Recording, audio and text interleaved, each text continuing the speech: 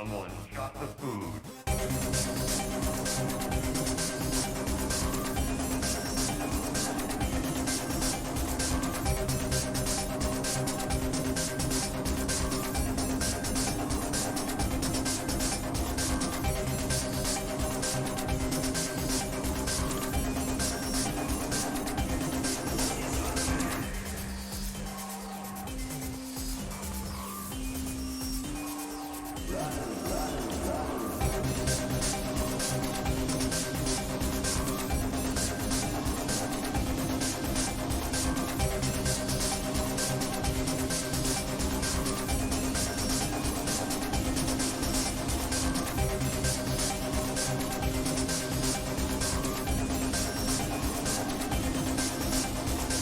Your life force flooding out.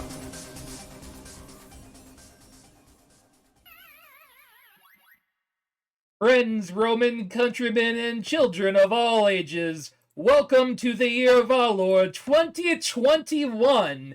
Giant Pie, thank you as always, and welcome to Mr. Video Games, the first of the year, January the 4th, 2021. We are excited to be here today and just talking, even if the news this week isn't really all that much. We'll hit a few news stories today. But we kind of thought, well, actually, I should say Brian thought it would be interesting for us to do a bit of what to expect this year. So I'm kind of excited for that. Of course, hi, I'm Slacker Kite. I guess I'm the editor here at Mr. Video Games, where three of us sit down for 2 hours or so and talk about video games with you guys, our best friends in the whole wide world. Of course, we can't have Mr. Video Games without our co-host, our fantastic people, and of course, first off, the lovely journalism boy that knows all the thing words. It's Bronick Wonder Boy. The things, yes. The words, maybe. Together, definitely not. Thing words are not on my radar, unfortunately. You gotta know those thing words. How else you get into publications? You know, you get yourself in them articles, and then you get on the Washington Post, and everyone's like, "Ooh, fancy pants." Oh well, I haven't gotten to that level yet. Shut out the Washington Post. I don't know. That never mind. Pull that one back from the veil. No, like it's been. I don't know. I've been good. I've been on vacation all week. Technically, well, I've been calling it vacation. It's basically my boss at Outsports telling me, "Hey, you did a whole bunch of shit.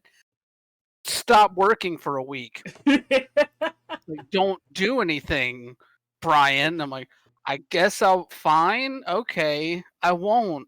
So I haven't really done much. I got my first article post vacation went up this morning, talking about pro wrestling, and that's always fun. But like, yeah, I don't know. I had a low key week, just kind of chilling, me and the partner, Fair. just kind of hanging out. Had a nice little New Year's Eve, played some Jackbox and drank some liquor with a couple of friends for New Year's Eve. That was fun. And then just playing a lot of stuff that I had a chance to really dive into during the year, playing a little catch up, Mhm. which was always fun. There's a there's a yearly thing in my life where my partner's dad will buy me a $50 Steam gift card for Christmas every year because he Nice. has no idea what to get me, and he knows that I do games Mhm. and stuff with games. So it's also one of the things I asked for because I don't really know what to ask him to get me because I'm weird. So anyway, that's just a I yearly love the thing. So awkward circle. I feel exactly the same way. What do you want for Christmas? I don't want. but no, it always works out well because I get that gift card right as the Steam Winter Sale is happening, and it helps me to go back and buy a lot of the stuff on discount that I didn't get to during the year that I want to get into now with more time on my hands and more money to do so. And so I got a whole bunch of stuff that I'm very excited to get into more. I've touched a lot of it. I would say right now the one that stood out, the two that have stood out the most, honestly, are a little action kind of dual stick action game called Lithium City. Mhm. Because I think it was developed by a single person, but it has an aesthetic, and it is fun and challenging. It plays a lot like Hotline Miami in a lot of ways, but it's not one hit kills on Oh, it. nice. But it's fun. I dig it. It's a short little thing, and I'm into it. And then the other one that's really got me excited is Paradise Killer. Paradise Have I? Killer?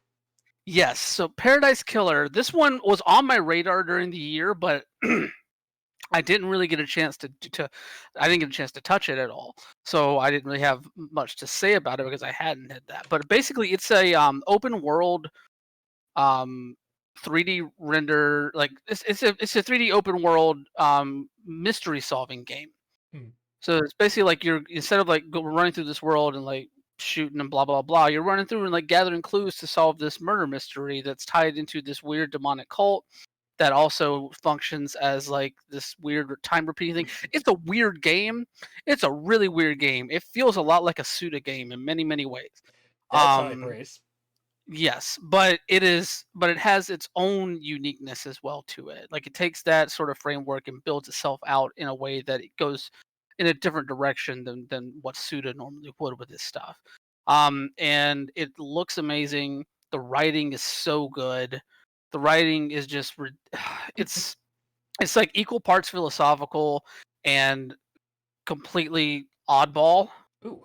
in a way that fits really really well for what I like in that this style of a game. So I'm really getting into that, and also my lovely partner decided got me The Last of Us Part Two for Christmas, Oh. Oh. and your boy Mm. your boy is almost done playing it. The gift that just keeps on giving. Well, the thing is, I wanted to, like I know all about what goes on in that game. That's why we were gonna have the spoiler cast before I actually like finish playing it. But I'm Mm. glad that we pushed it back to where it'll be past where I do finish playing it, because like obviously like there's a difference in interpretation and difference in internalizing the things that I already felt were problematic with it and the things that work with it. But then playing through the game itself, you get a deeper understanding of those things and maybe a different take on things here and there. I will be done with it before we do our spoiler cast, which I think we're talking about doing next Next Tuesday. Tuesday. Yeah. Yes, so I will be done with it by then. So we'll both have finished it. We can both chat all about this game. One quick little preview though: this game is too fucking long. Oh, it's way the God fuck too damn it! long for like what it is. But yeah, I'll save my comments on that till next Yeah. Tuesday. No worries. But yeah, so that's what I've been doing my week because I had nothing else I had no other work to do. So Nice. fun. Marilyn, how was your Christmas, New Year, all that good stuff? Sorry, Okay, I'm taking too shoving long. dinner in my face as I Oh, okay. go here. Oh, no judgments. It's Not just at like all. trying to eat during work. You think you're safe because there's a bit of availability, and as soon as you shove food in your mouth, there's a call that comes through. I feel you.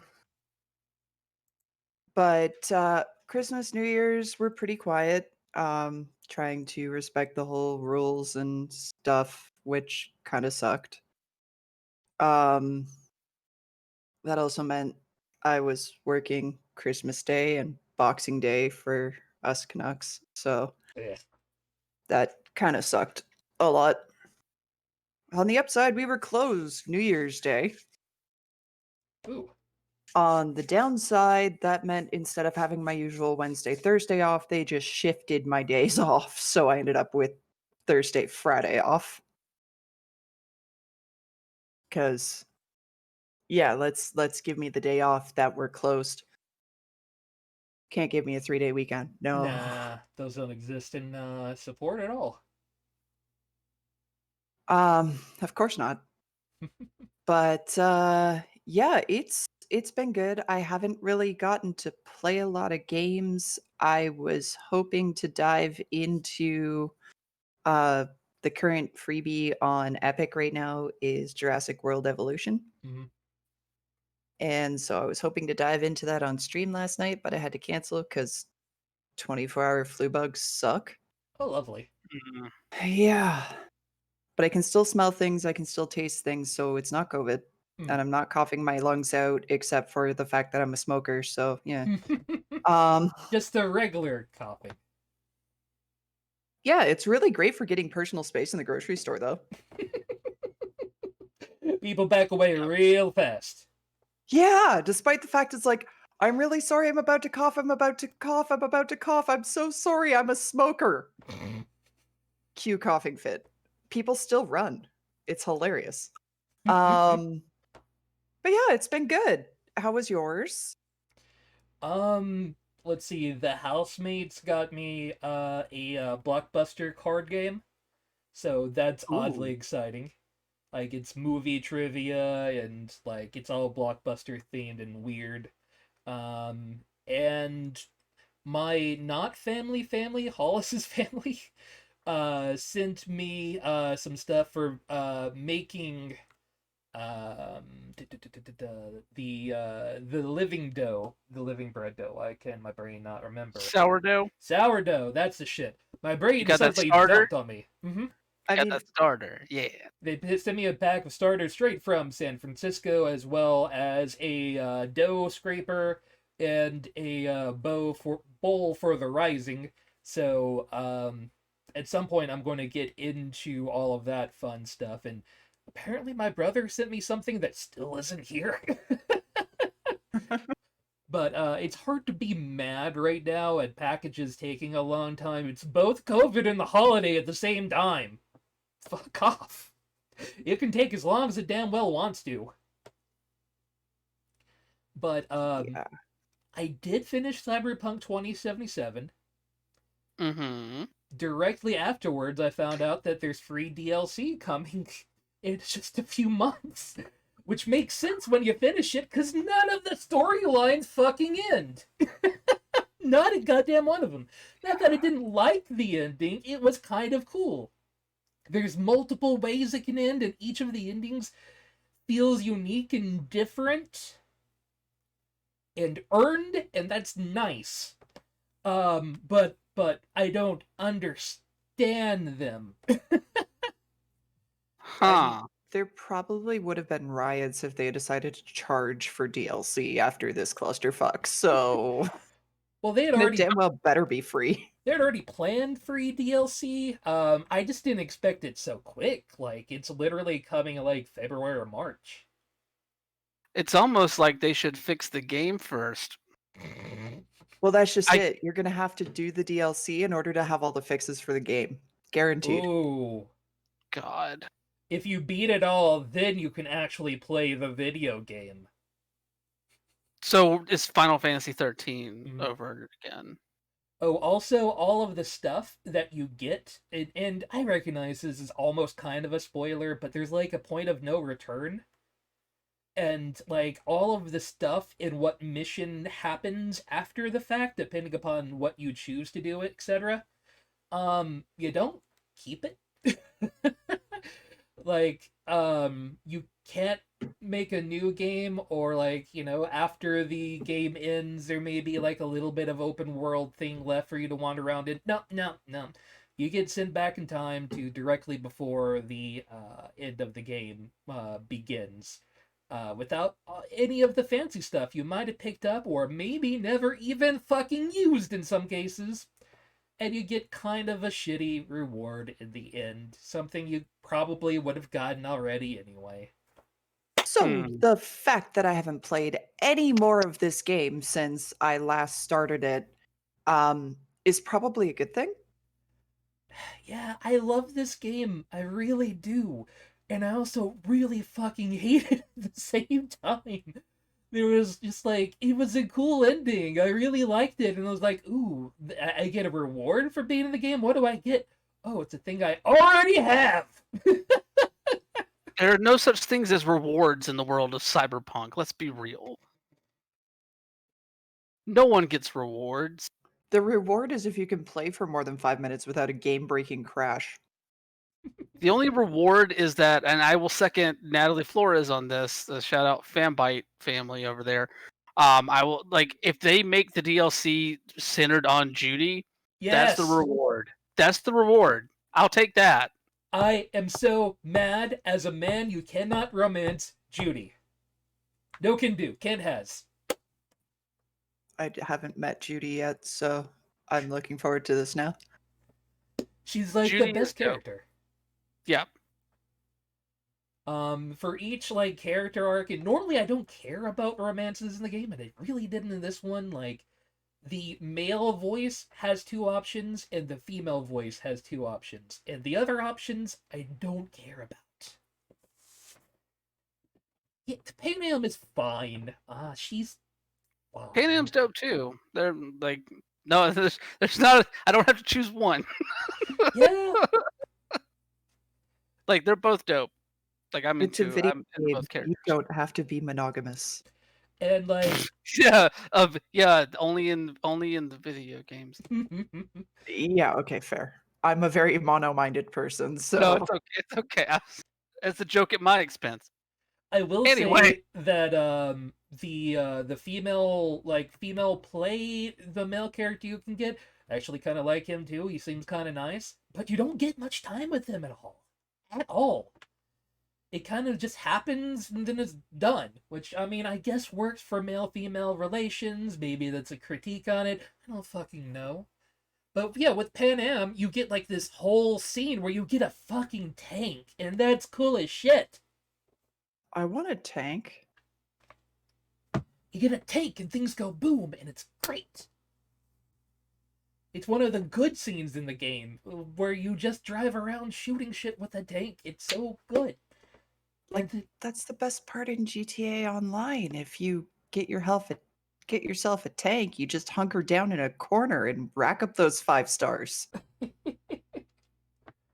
That's another thing about Cyberpunk. Like, oh god, the cop rating system sucks so bad. It's pointless. It's absolutely moot. Okay. I accidentally fired my gun because I was trying to figure out controls Hmm. in the elevator by myself outside of my apartment. Before the doors opened, I had the cops on me. Because you were in a living complex. They get real mad whenever you discharge in the middle of like a place where people live. Why? I can't believe I'm saying this, but why couldn't they do what Rockstar did? And if the cops aren't in front of you and they don't see you do it, they don't know. Because that would require extra programming, Marrow. That's like work or something. You would think that'd actually be less because, like, you know, you don't have to program the cops to just randomly spawn in on top of your poor hapless player who is just trying to figure out the controls. Oh, cops are randomly around all the time. If you walk around like back alleys and shit and suddenly you just wander in a cop, like, why are you back here? This isn't a place for people. Regardless. You're back there, therefore it's a place for people. Fair. I did also play a bit of SteamWorld Dig too, because I had like a whole day, and it turns out it's a whole day's worth of video game and nothing lot more. And it's so cute and fun, and I need to get and play SteamWorld Heist now, because I wasn't expecting a lot with SteamWorld Dig too. Like, I played SteamWorld Dig, and it was here's a hole, keep going down it, and some things kind of happen to you. This one had like an actual world you go out and do things in. Amazing, I know, for a game about digging. But it actually felt like a video game, whereas the first one was just fucking dig a hole, which is also great too. It's very zen, and you get some puzzly bits, and that's cool. And also, the game is not terribly difficult, because some of the mods they give you just fucking break the entire game. After a while, they literally hand you a goddamn jetpack. So what I'm saying is, it's what, like a $10 game that's like 8 hours worth of game time. Play it. It's fucking adorable, and it's a good way to waste a day. So, should we get into the actual, like, little bits of news we're going to talk about today? Yeah, there was a little bit.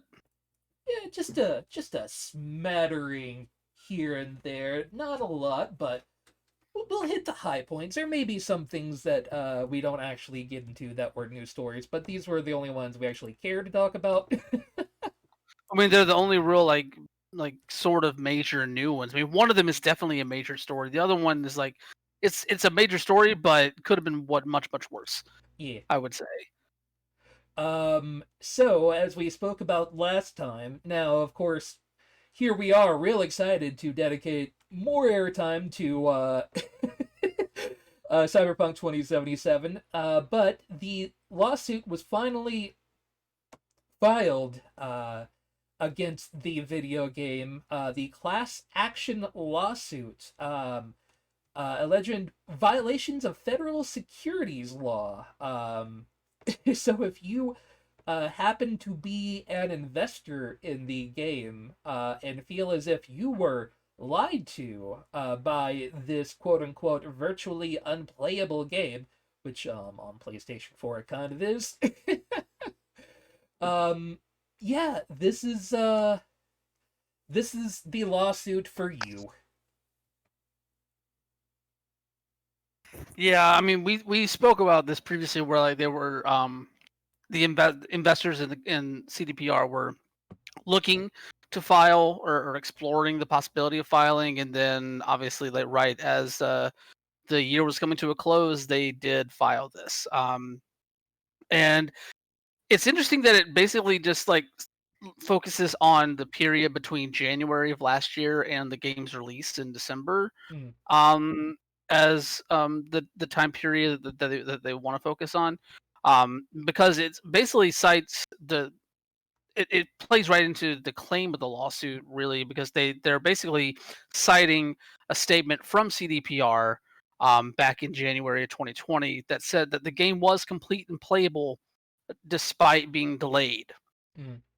So according to what they're saying, they're basically like saying, well, if this game was already ready to run and that there was no problem with the versions, as one of the executives with the company, but the CEO, the joint CEO, Adam Kaczynski, told investors back in January that there was no problem with the PS4 and Xbox One versions.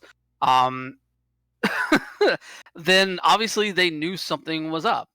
Like if they're saying that back then and there, and then this is the state that the game's being released in, like they had to have known there was something, and they were obviously putting out false messaging around that. So obviously, like the more they're right now, the lawsuit is seeking an unnamed amount of damages. They've filed for class action status. They hasn't formally been granted yet, but based on the number of people that are among the investors in the company, I assume that that will be granted.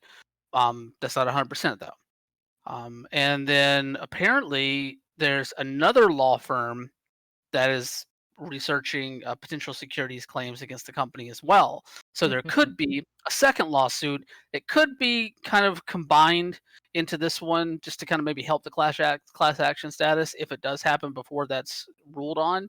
But yeah, they could potentially be facing multiple class action lawsuits or multiple lawsuits in general from shareholders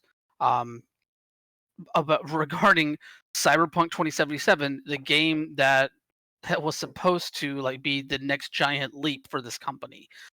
It just honestly, it's just another step in this path of CDPR completely tarnishing their reputation, not just among people that play video games, but the financial people that help them make the video games that they make. Mhm.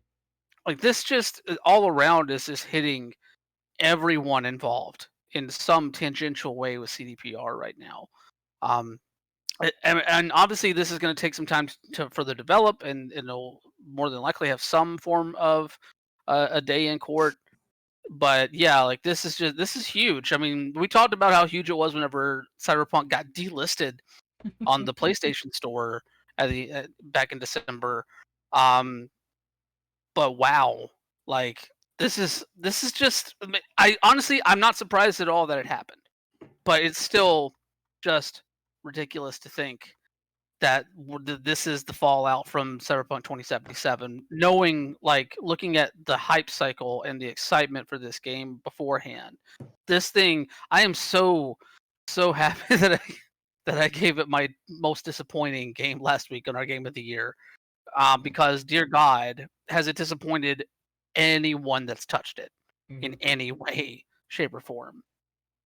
Now, here's the interesting bits to me that several of the claims they made, actually, from a programmatic standpoint, they actually at CDPR have a very good case that the statements they made were factual. Complete and finished from a product means doesn't mean we're not going to add things, we're not going to tweak things. It doesn't mean that the stories are actually finished and put in. It doesn't really mean a whole lot other than you could technically sit down, play it, and have an ending. It doesn't mean it's the real ending, but you could play it and do a full game. Technically, well before Sonic 2006 launched, back in 2005, there was a playable game. Then they tweaked it, and tweaked it again, and tweaked it again. Which seems to be, to me, what CDPR really did here, was they had something that probably did work. It probably was fine. But then they're like, it's not buzzy enough, we can't put in a roadmap to the game as we have it currently. We gotta change it so that we have a roadmap, and then we can bring in DLC in the future, and we can add things and subtract things and make this a living game. That's the part that hurts my head. I understand what you're saying there, because yes, complete is a term that can be a little bit nebulous in how you apply it to, especially when it comes to like video games. Like, yes, a game can be done, but not necessarily in its best form. Like, and they clearly stated that the PS4 and Xbox One versions were complete and had no problem, though they did state that they were going to that there was optimization that needed to happen for those titles. But that was back almost a year before the game was released. And I think the one thing that sticks out amongst everything else is that they are saying that there was no problem with those versions, when clearly there were. Like, I don't think that another like 8-9 months in development, whether it's just even if it's just optimization, that doesn't like create where this game landed in that way. Oh, I don't think it was optimization. I think they looked and said, oh, but we could do this with it. And I think feature set in, because there is a whole lot of feature that you kind of feel like parts are missing. Like, there's huge chunks of ideas that didn't actually get fleshed out. And I don't think all of the parts that they intended to be here are actually here in this game. I mean, it could definitely be that case. I definitely feel that a lot of the stuff in the game does feel incomplete in a lot of ways, and a lot of that plays out in the buggy nature of it, and how a lot of the systems just completely bug out and don't interact with one another very, very well in many ways. But I think if you're going to say that a version of these versions of the game have no problem, and continually message that to your investors, and then you see what happens on the day of release, like that, I'm sorry, like there were clearly problems. And you can't just keep like hand waving them away, like, oh, we're gonna, like, there's no problem, we're just optimizing it. No, there's no problem, we're just gonna fix it, even if that means that you rip out chunks to give those incomplete feelings and don't have the code up to surface. Like, those are still problems. That means you had a problem, and if you're telling your investors that there's no problem so that they will continue to like give you money to get this done and out the door with a promise of a return, then like I'm sorry, like that's directly false messaging. It's frustrating as all hell, you know? It's hard for me thinking of how this lawsuit's going to play out, though. When they bring out, like, this is one of, we don't have final numbers yet, one of, but if not the largest release of last year, at least as far as a single player game would go. So really all they have to say is, we made you all of the money, and we did do what we said. There were problems that mitigated, and they'll weasel their way out of it. Do I think that's right? No. But I think there's going to be, at best, a settlement in this case. I think there will be a settlement that will get swept under the table at some point once the game has exited out of its super fucking bug-tastic nature that it's currently in. And I think people will forget.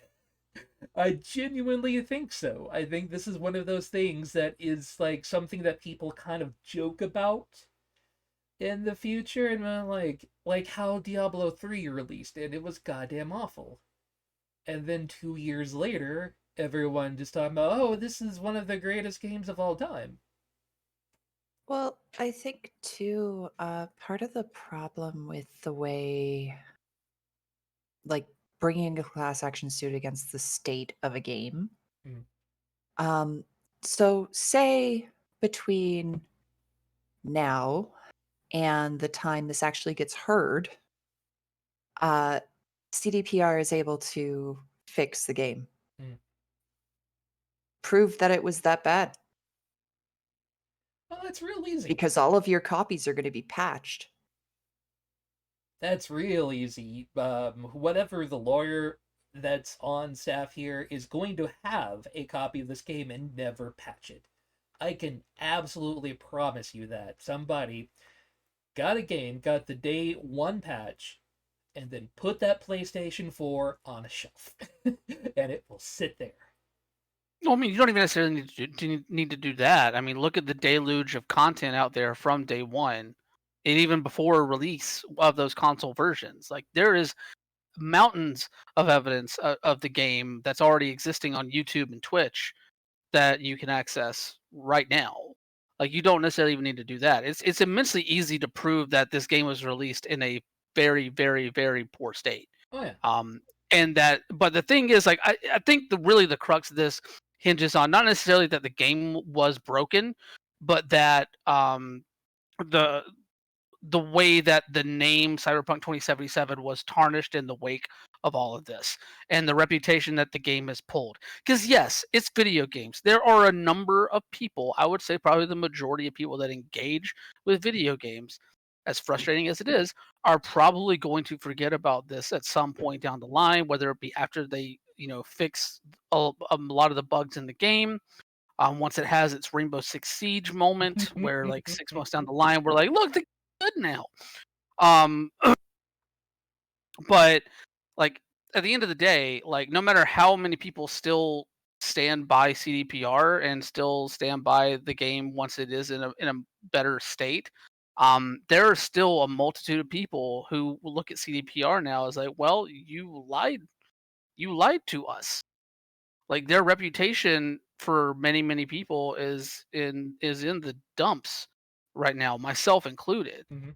Which is, and like that is going to affect sales down the line at some point whenever they do release their next big title. Like, what happens whenever they promise the next giant game from the company, and then we know what the last thing they did with Cyberpunk.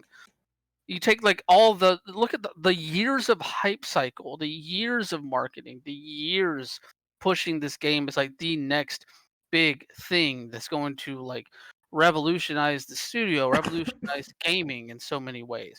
What happens the next time the CDPR comes out? Like, look at our next game and our next big like tentpole title, and everybody looks at it as like, well, are y'all actually going to let it cook this time? Like, are y'all actually going to do what is in your job description, and not like lead consumers down to this road of bullshit and release a thing that is, because remember, this game was made for the PS4. This game was made for this console generation, not for PS5. So And the fact that they couldn't get the thing running anywhere near competently um on those initial releases, like it colors every future title that they announce going forward for a lot of people. I'm not saying for everybody, but for a sizable amount of people, like CDPR is going to have a lot to do just from a consumer standpoint to win over a lot of people. That doesn't even take into effect like the cultural stuff around the game, a lot of the issues, whether it be like, you know, dealing with race or LGBTQ communities, or other any marginalized community, really, you know, like women, like anything like that. Like this game has hit so many like touchstone points that make a lot of people just really, really sour on this company. Mhm. I And mean, oh, go they ahead. could always have their Hello Games moment, though, where they release something that's shit, that doesn't meet expectations in the slightest, apologize, and then come back bigger and better than ever before. Even if they do, and this is one thing I know, Brian, it's not as if the properties that CDPR works with are just their properties. Both The Witcher and Cyberpunk exist out of this, and I am certain that the people on CDPR were hoping to do the same thing that they were able to do with The Witcher, get into the merchandising, get people out there, and with getting Netflix involved with the TV show where you get to see the life of V. All of that good shit is probably never going to happen now after all of this, or at least if it does, it is a long time down the road. Well, And yeah. yeah, and that's kind of what the lawsuit is hitting to, right? It doesn't matter that the general populace, the enthusiast press, etc., are going to eventually look at this and go, boy, remember how it launched? Oh, that was funny, but hey, boy, this is one of the greatest games of all time now. Doesn't matter because the investors are still going to look what they did with our investment. Now, granted, the CDPR can just go back to investors and say, hey, we still made you a pile of money. We didn't just make you, a nice little bill of money that you could lay on. No, we made you a nice pile of fucking fuck off money that you can go run around with like the greedy fuck hogs that the investors are. And that might speak more than anything else to that group, that there was still so much money to be made in this. I know right now, for me, like I had a Facebook ad pop up. Hey, you can get the action figures from Cyberpunk 2077. Is there like who would want that? But in a year's time, after like 5 DLCs hit and they put out all this free shit and they start hyping Cyberpunk 2078 and all that, I don't know. I mean, like I said, the majority of people are going to forget about this down the line, and it's frustrating. But yeah, like there's a lot of projected revenue that is probably going to be lost out of like other projects and stuff like that. Hmm. Like I'm with you. Like I don't know if like somebody tried to sell me a replica of V's jacket or Jack's jacket or something. Like I'm not touching that with a 20-foot pole. Like I'm like no, done with it. My last thing on this lawsuit, and it's really the one of the one major things I'm really interested in coming out of this. If it doesn't go to settlement, or even if it does, this might still come out.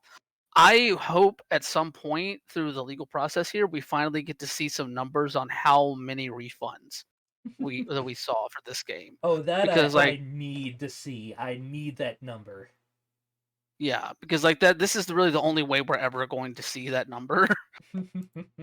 Honestly, so like, I'm very curious if that number comes out of this, just to see exactly how many people just completely threw their hands up at it and got their money back on this.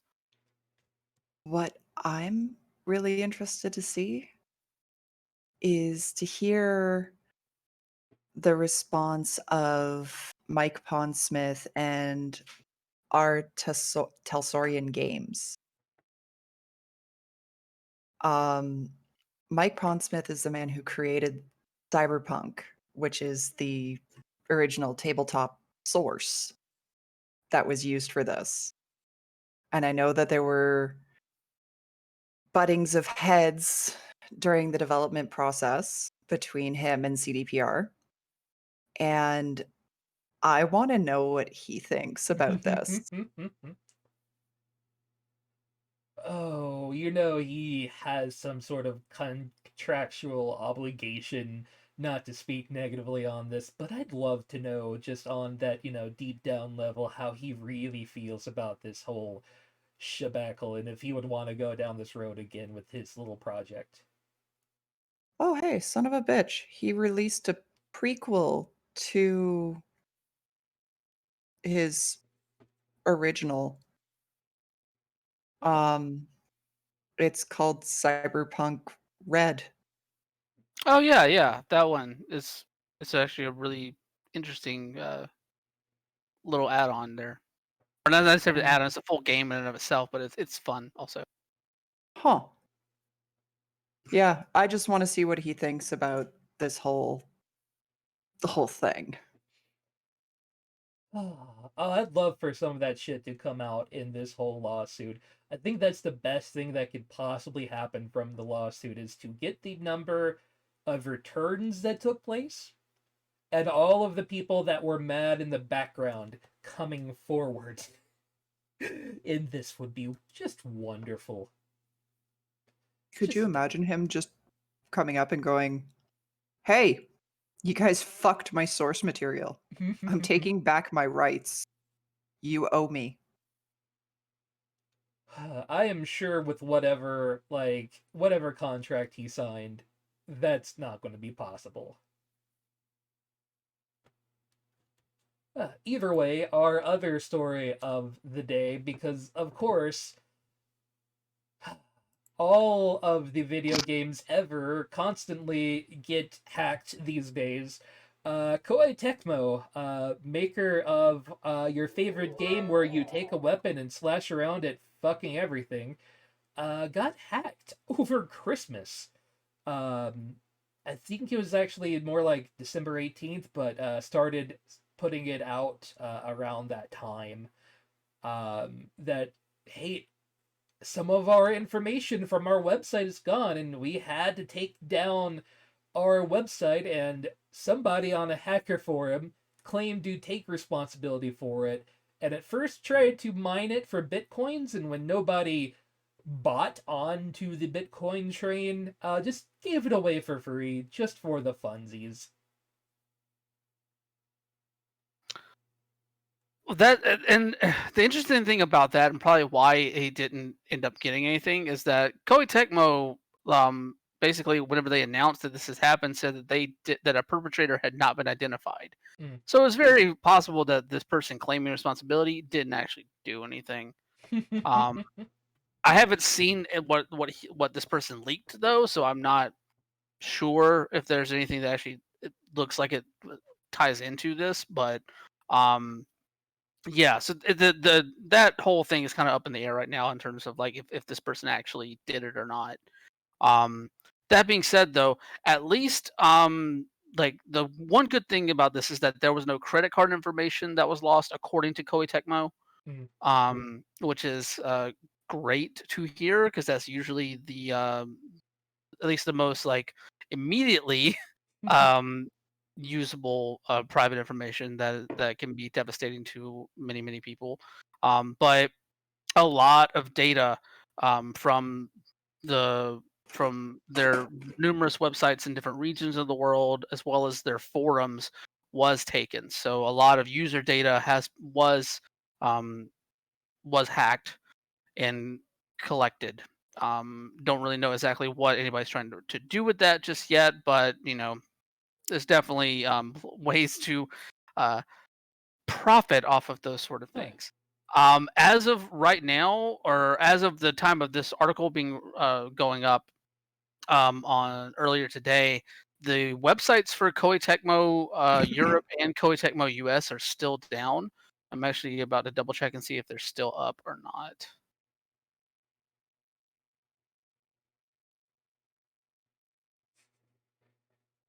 Well, either way, like Yep, they're still down. They're still Still down down. as we speak right now. Yeah. yeah, the So fact that they didn't have anything that's really easily sellable, yeah, this is probably interesting to a whole lot of gamers.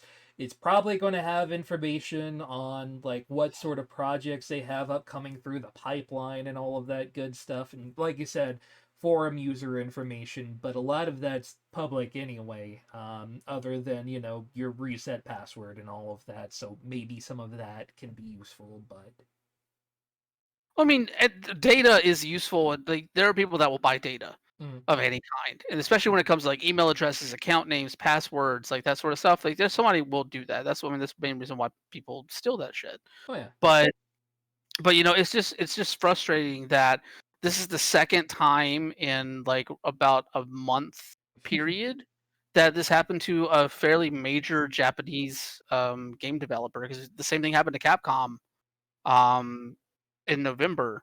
So like these companies really need to work on strengthening their cybersecurity, because like I don't know, like this just feels like something that will demoralize a lot of people from engaging, especially on those forums. That will demoralize a lot of people from going back to those places and engaging with that sort of thing. I don't know if it's going to affect their sales really, but it just sucks like that they aren't. It feels like companies aren't taking this as seriously as they should. We're still talking about this sort of stuff happening, what, nearly a decade after the giant hack job on the PSN, Hmm. which is like the standard bearer when it comes to this sort of thing. Like, companies should have learned by now that you have to constantly be trying to stay one step ahead of this stuff. You can't feel complacent, especially whenever you're playing with consumer data or employee data, like these companies are. Like, you have to make sure this stuff's unlocked. I mean, part of the problem this year has been with everyone working from home. Data has had to be, out on VPNs and all of this sort of thing. And this year has seen such a spike in hacking, not just, in, games or not even in technology, but what was it? It was like tripled or quadrupled this year the number of hackers out there, of scammers, and people attempting phishing, especially on large corporate levels, because making money on, person by person level is really difficult and very easy to track. But making money on the dark web, selling information, especially if you can get username and passwords, those are basically gold. Those are real easy to sell, and people will always be buying, because the chances are, if you used a username and password in one place, there's a strong chance that you used at least something similar in another place. And that has really caught on big this year. Not even, helping with the whole Russia hacking incident with God. SolarWinds. Yeah. Jesus Christ. Yeah, so this year's been dumb if you're in web security. I'm so glad that's not my forte. I'm just kind of on the sidelines going, yeah, good job, guys. Keep doing your thing.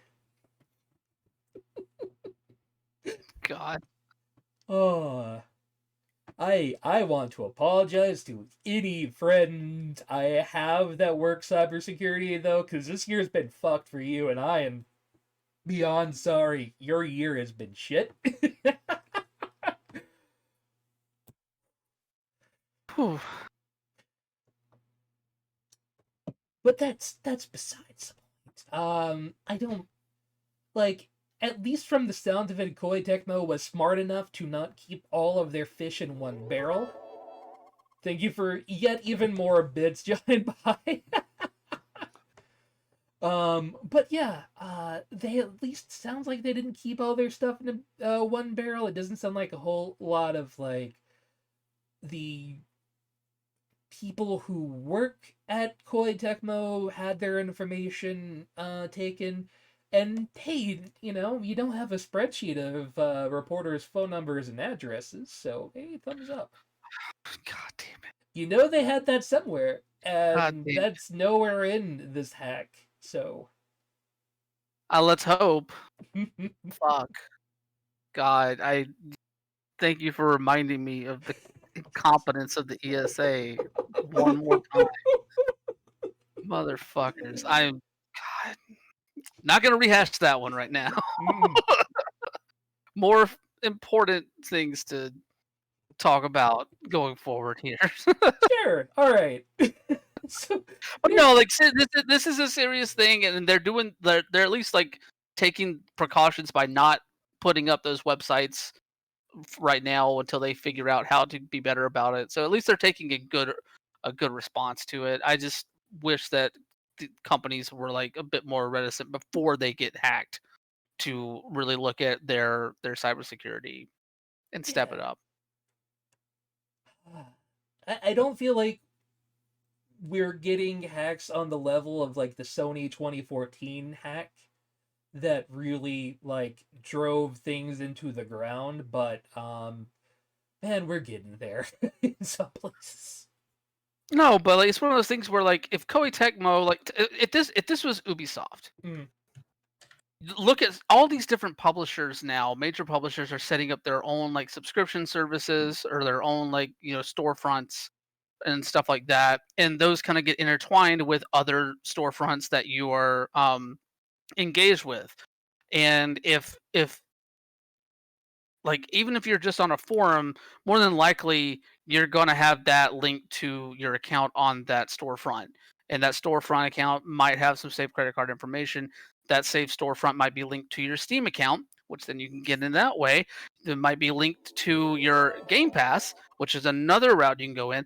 The this environment that we're seeing where all these different companies are starting to kind of work together, it's great on one hand. On the other hand, you have to make sure that you're protecting your consumers whenever you're doing that, because if not, you are leaving all these different pipelines if for people that access this information illegally can gain even more. Like, and like there's no period in gaming that needs real clear focus on how to protect their consumers' information and their employees' information than right now, as all these companies start to work more and more together. Um, I'm just gonna drop out one thing. Like I've been like addicted the last few days to a guy named Jim Browning on YouTube. If you ever heard of him, really interesting guy. All he does is gray hacking all day, every day, where he spies on like these scammers.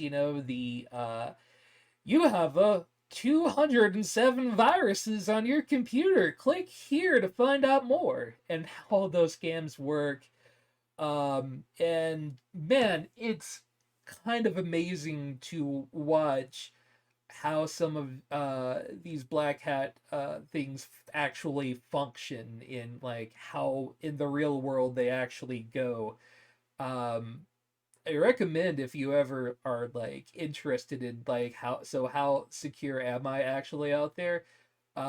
He's a good source to look at, and whether that's his real name, I don't know. It might be a made up alias that he uses, but just real amazing videos. Really familiar with his work, and I should probably start watching it again, as a lot of my job revolves around the "Oh my god, I've been hacked." No, you haven't. You just did a dumb. Did you give them information? Well, they said they needed my credit card. Call your bank. Like, I just Oh, I love how many of them, and I know this is entirely a diatribe, but how many of them do the scam where they like dial into your computer, and like they edit the HTML of your bank account in the background to make it look like more money came into your back account. But if you just happen to hit refresh, it ruins the entire scam. I think the best and most nefarious I've seen is scamming themselves as like being Amazon customer service or whatever. Because like you and I know, you can't call Amazon. You can set up so they'll call you, Mhm. or you can do it through live chat. But people go out, they Google Amazon contact number and call. And they go, well, we can definitely work on this for you, but we need to install this program and that'll let us into your computer so we can actually see what's going on and help you get it all fixed. Yeah, So because, Amazon needs to dial into your computer. to refund your order. Uh-huh. But what they've started doing is they've started downloading, once they have control of the computer, started installing VPNs and putting up firewalls so legitimate tech support can no longer remote in. Oh, what a bunch of vessels. Holy shit.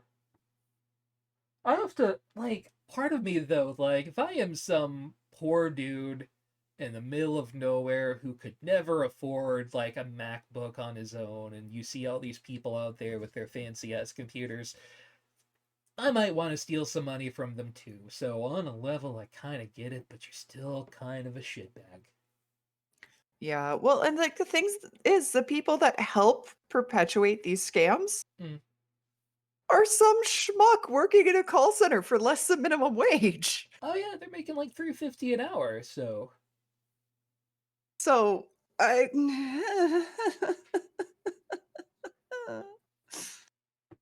can we tell I do consumer tech support for a living? Can we tell that my brain is melted from having to do consumer tech support for a living? Let's save the brain and go on for the actual segment that we Ah, decided to do today.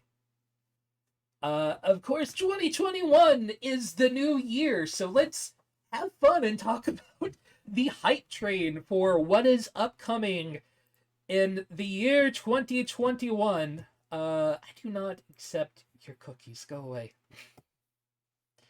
Thank you, Game Informer, for this glorious list that we will now comb through and talk about today. So the year starts off fairly quickly, actually. Scott Pilgrim versus the World is kind of the first game that I look at in this list, and really go, that is actually something interesting. Already dropping on January the 14th. The game is one of those things, like if you had a Wii sitting around with a copy of Scott Pilgrim versus the World, you were getting like $500-$600 for your Wii over in eBay, and those numbers only went up over the year. So that's pretty.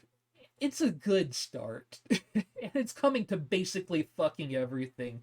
So it'll be out there for a while. And that's cool that people will get the chance to play that game again. I mean, I don't know.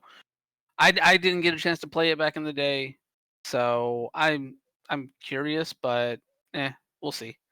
It from everything that I've heard is like a really good beat 'em up. So I expect it to be good because I've played other games by the same developer, but I kind of I fucking hate Scott Pilgrim, so I will not be yo, playing it along with you. So oh, I didn't say I was gonna play it. I'm just saying, like, if I felt interested in playing it, like, yeah, maybe we'll all see. right. I'm not the So biggest fan of Scott Pilgrim either. Sorry, what were you gonna say, Marilyn? so this means that as the Canadian, I'm gonna have to get my hands on this game and play it to represent Canadian content.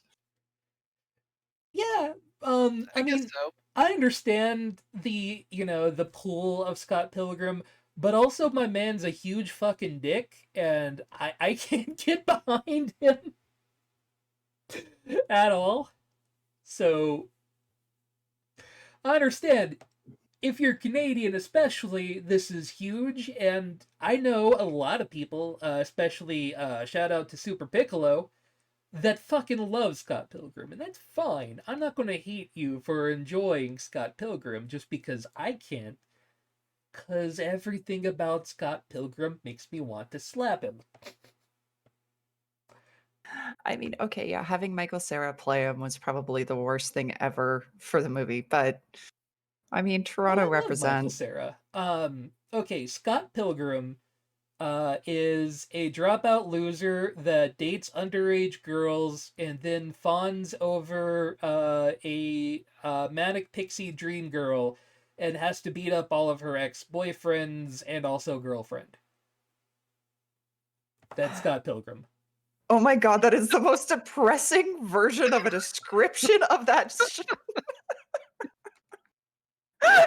Not wrong though.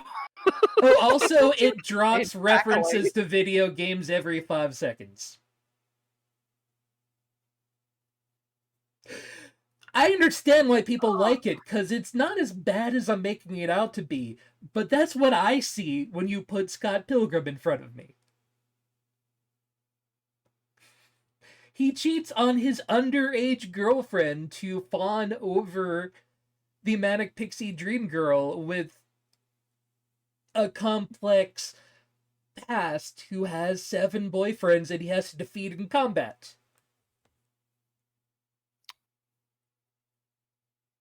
It's Fine. Giant Pie. It's a what, comic book series Yeah. primarily. So But if you watch the movie Giant Pie, you get to see Captain America get his ass kicked before he becomes Captain America.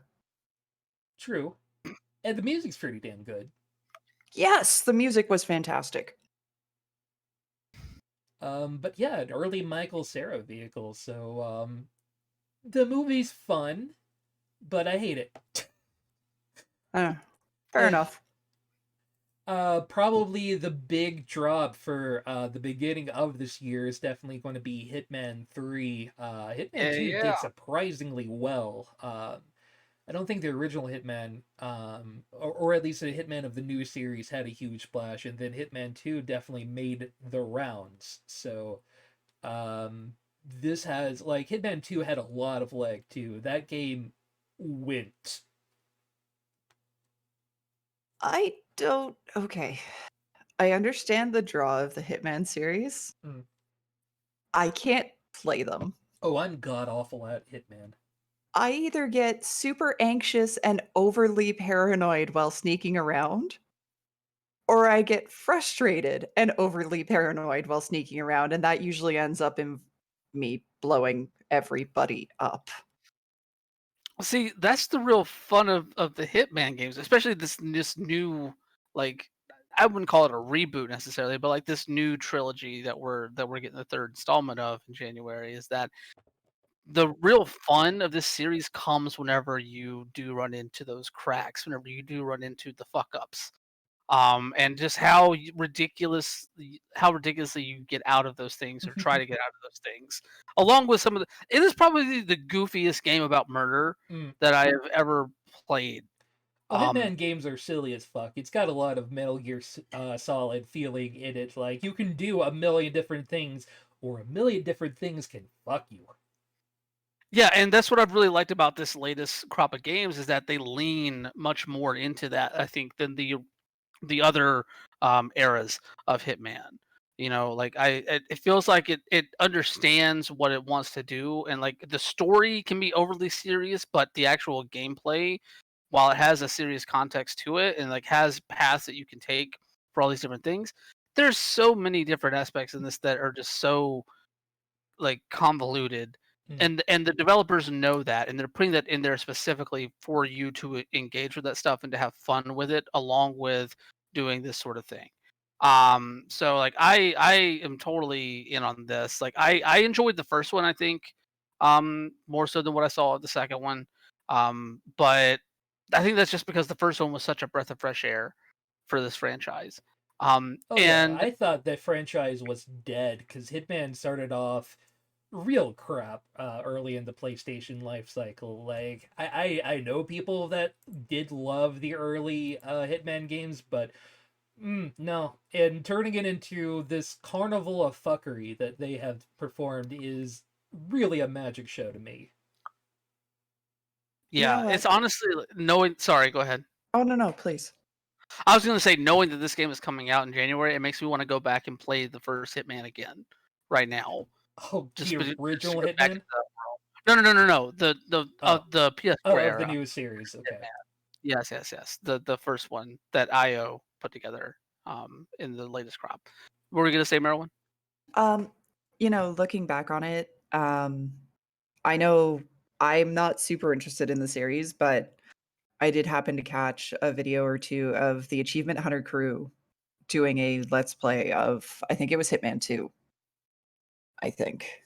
Um, but watching them play it, I don't think I have laughed that hard. Because if there's fuckery to be had, these boys are gonna find it and then push it. So I yeah, I'm now remembering like giggle snorting half to death watching this. So damn it, I might have to play it. See, I think that's why they've kind of hit gold with the new Hitman series, is specifically because of streamers that hit on these weird Rube Goldberg machines of just guns and explosions firing off and people screaming, and you're just over here like, what the fuck did I start? How did I do this? And I'm that's what draws sorry. people in. Watching an assassin who's apparently the best in the world dressed in a clown outfit, giant shoes included, bludgeoning a guard to death with a gold bar that they had stolen from the vault. And then starting to throw all of the food items that they had picked up at said dead guard. It's just okay. Yeah. It's a Fuckery. beautiful thing. So good. And January continuing strong, Ride 4 finally releases. I know a lot of people have been looking forward to that. I can't say as much that I'm included. I'm definitely going to give it a shot. But it will be out in January 21st. The wait is over. We can stop with the memes, and it will be there for you to have and to hold. I'm really curious about the medium personally. I I like horror games, and Bloober Team has become a go-to developer for horror in the latest like generation of development. And this one, like the visuals look really intriguing. The idea of like switching between realities or that sort of thing to kind of help solve this mystery that's in there, like is really intriguing to me. I really like engaging with horror games, and I don't really find a lot that really um leave me in a good place after playing them Hmm. in a way. Like I guess I don't find a lot that I enjoy that much. And granted, I think a lot of that is because I haven't really engaged with a lot of the stuff that's on PC right now, because it seems like the horror genre is flourishing on PC Oh, yeah. with titles of varying quality. But this one looks intriguing personally, so I might give this one a shot at some point. I've The reason genuinely. why Go ahead. Oh, so sorry, go ahead. I've genuinely never played any of your games. Taking a look at it, I've never heard of any of these. So Observer is so good. I have Observer. It was a freebie on Epic a while back. Yeah, it's so good. It's like one of Rucker Hauer's last things that he ever did was doing the voice for the main character in that game, and it is really good. The reason why horror games are flourishing on PC right now is because there's less risk of damage playing on PC. Because way? if you're playing mouse and keyboard, you're not going to pick up your mouse and or keyboard and huck it at your monitor when you get jump scared. Much like you can with a controller at your TV while playing on console. I've definitely seen So people huck PC's a a mouse safer. before. 100% I seen mean, that. fair. And I mean, I'm thinking back to Peter playing Five Nights Mm. and Shutting freaking out down his so own hard. computer. Yeah, it's the keyboard we have because it's actually got a power button for your system on the Mhm. keyboard. So, yeah. But I think it's because there's less risk of physical damage that it's flourishing a bit more on console than it is, or on PC than it is on console. Fair enough.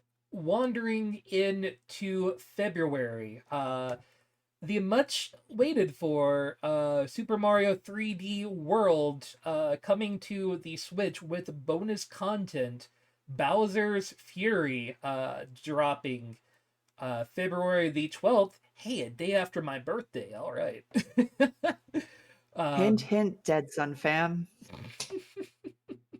I mean, if you want to send a copy of to it in Buffalo, I mean, I can drop my. But yeah, honestly, not as big of a month in February. Now, Persona 5 Strikers does look pretty neat. I imagine there's going to be something there, but. And briefly to fall too. Let me say that the beginning of the month, though, is kind of the part that I look at and go, I don't see it. Like, Control is getting a release on new systems. Fine. It's the same game still. I never Well, really the got one a Neo. Go ahead. the one that jumps out to me from this list, honestly, is Outriders. Mhm. That is a game that was originally supposed to be released holiday 2020, got delayed to February, and it's the next game from People Can Fly, a studio that's produced some intriguing shooters to varying degrees of quality, I will say. But Outriders is kind of it's a weird mismatch of a few different worlds. It's like a sci-fi dystopia sort of thing, and with a decent enough shooter mechanic in there. And I think it marks the first of a partnership between People Can Fly and Square Enix. I remember this game being teased back whenever I was doing my internship at Pace, like 2 or 3 years ago at this point now. And so this game, like, it has some interesting ideas in there. I don't know if it's going to land fully, but it's enough to intrigue me. And I don't know. People Can Fly. Like I said, they've done some stuff that can be really interesting, but they've also done some games that did not stick the landing. I would say, to be kind. Yeah, but they did some great games. I'm sorry, I got sidetracked in the fact. Wait, they worked on Fortnite? What? That didn't seem right in my head, but it's on their website, so I guess they did. Yeah, they did some work on Fortnite. They also made Gears of War Judgment, so hooray. But the one that stands out to me as like the one that it probably didn't deliver the most on the promise of it was Bulletstorm. But that's just me. I hope that the thing is that they can build out good combat systems. It's just what they wrap those systems in Hmm. can be very, very Hit or miss. brash and very hit or miss. So I'm hoping that crafting out this world to kind of build out this universe will be more interesting whenever people engage with it. So I mean, I got my fingers crossed because there are some serious heavy hitter, shooter titles in their making. Obviously, games I never played, but anytime you hear somebody talking about first person shooters, they will mention one of their games. So, this is definitely going to be one of those ones. Granted, to me, I kind of stare and go, but yeah, if you're into that genre, you know what you're looking for. see, Little Nightmares, I guess, wasn't bad. I just don't feel a need for a sequel to it. It's fine. Yeah. And again, Persona 5 Strikers. If you like that genre, cool. I can't get into it. I've tried hard. They made a Zelda one. Of course I had to try it, and I can't. You're not excited about Ghost and Goblins Resurrection? No. I hated Ghosts and Goblins as a child. I hate it now. That game can fuck right off. It hurts my soul. It is too hard. But hey, Bravely Default 2. I didn't play the original, but I know it got such a huge fan reception to it that I might give the sequel a try. Maybe. Wandering our butts into March. Yeah, Yakuza Like a Dragon. Getting more Yakuza stuff is always looked forward to, regardless. So that dropping, hey, on the same day as a new Harvest Moon game. I think one of those will do well, and the other will have its market. I'm excited for the 18th of March. 18th? Prince of... Oh, 'cause- the remake. Yeah, Yeah, the Prince of Persia remake. I want to see what they do with it. I need more data, because that... what I've seen so far does not make me want it. Which is a shame. It's one of my favorite games of all time. And it didn't look.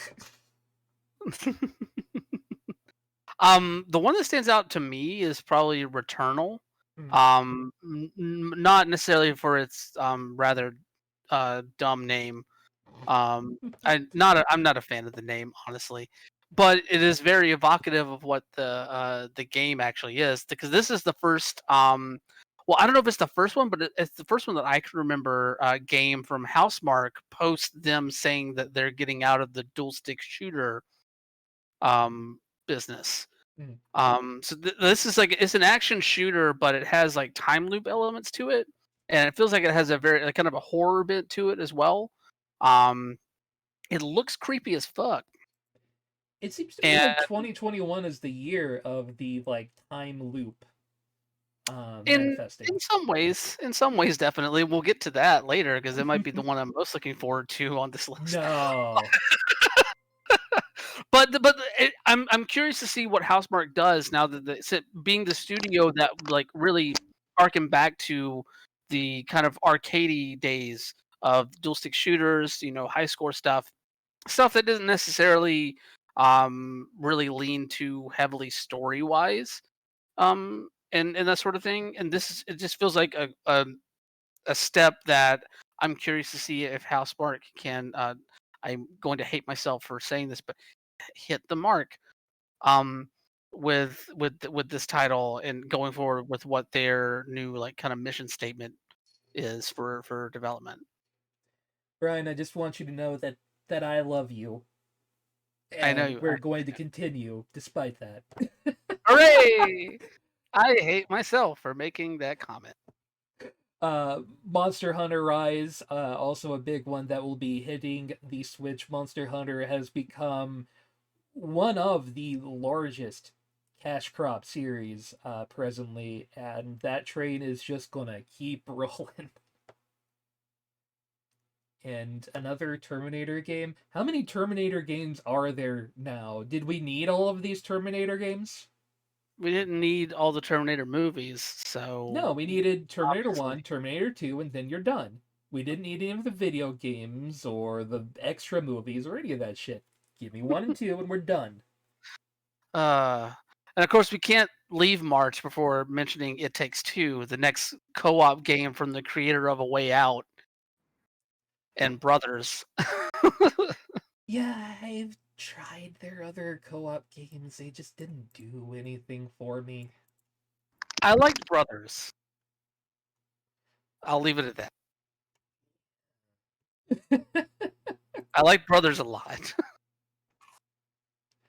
we're getting into the land of more questionable when things are going to release. We've got some big ones that do have numbers. So, Humankind does get its release in April, but the big one for April is clearly the Nier Replicant, the remake of the original Nier game. It's amazing how many people didn't realize that this was technically a franchise. I I am so bewildered by this decision, honestly, because like that first Nier game is not remembered fondly Oh no. by many people. Like Nier Automata is completely like revamped the reputation of the Nier series in how good it is, and I just don't like understand why are we remaking Nier, and specifically like only because remember that Nier came out, like there were like different, it was like a branching story depending on which console you played it on, and like we just had to choose one of those and remake it for Mhm. all the consoles. I believe they chose the one for the Xbox, if I'm not mistaken, for this. So like it's just such a, I don't know, Nier is, the timeline of Nier and the development of Nier is just so convoluted. And it's just so odd to me that this was the decision that they made was to remake that one. The answer seems to be sexy robot ladies. Seems to be my answer, at least, for furthering Nier. I mean, okay, Nier Automata was gorgeous. I didn't even care what the story was. I just sat and watched Peter play it. It was pretty. But Yes. I couldn't tell you what the actual story was, and I don't think he could either, and I'm pretty sure he played all the way through it. God, the story in Automata is actually I really enjoyed it.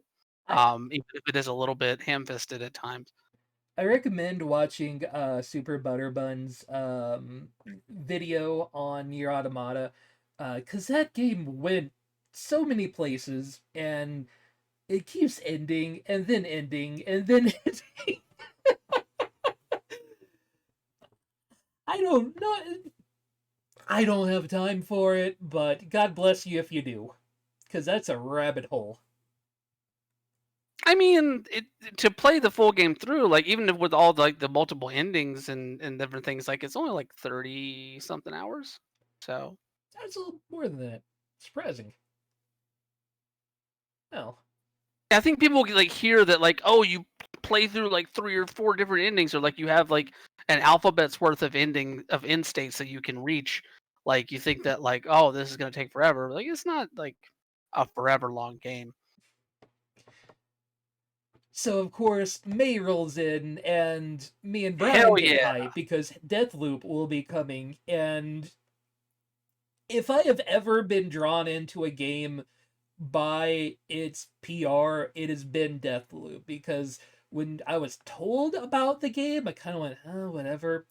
And then I saw the way the game is presented to you. The aesthetic of the game is goddamn amazing, and I want to see it. Deathloop may be half of the goddamn reason I got a PlayStation 5 in the first goddamn place.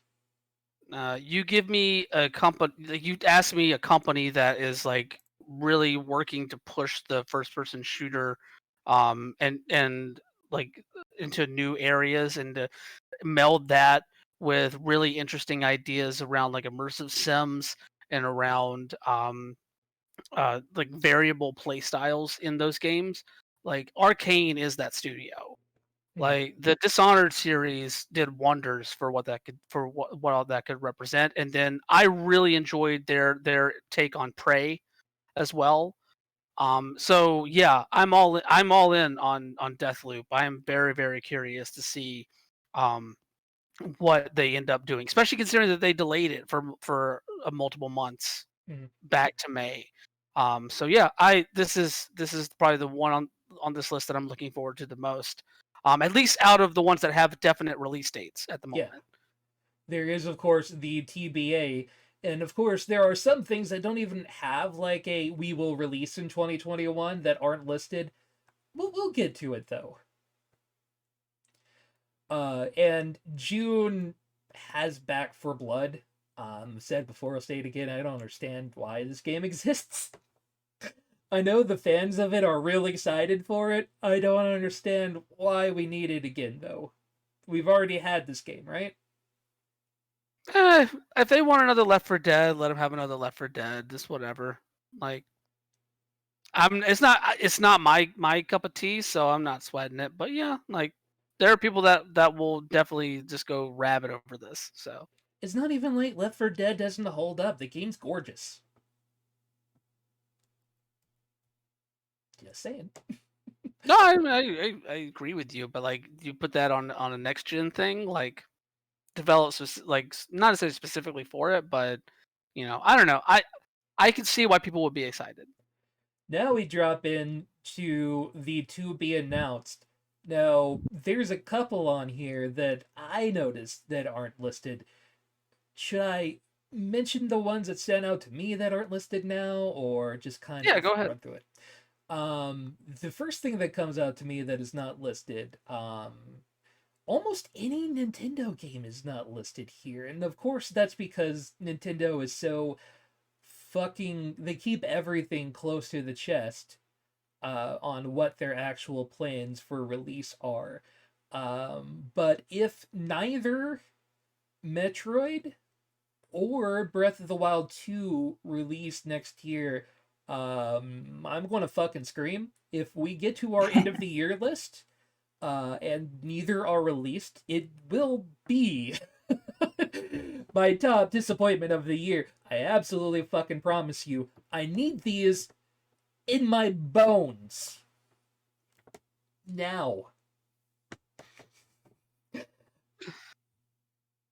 That and the Binding of Isaac Repentance is going to be releasing early 2021. It's been delayed for over 2 years now, I believe, at this point. Damn. Yeah, they really took their time on this. It's a very interesting arc of how they went through it, because at first it was just going to be bringing in a mod that some other people made to put that together, but it's kind of become something even bigger than that. So I'm kind of excited to see where that goes, and that will probably be the last time that I invest my money into that fucking company who makes those games. But hey, one more for the road and then we're done. But those are the two that kind of stand out to me as not being mentioned. And I understand not mentioning the Switch ones, but I'm kind of surprised that a game of the size of Binding of Isaac isn't mentioned, despite the fact that it has been delayed multiple times at this point, because the development company kind of sucks ass in making things actually happen.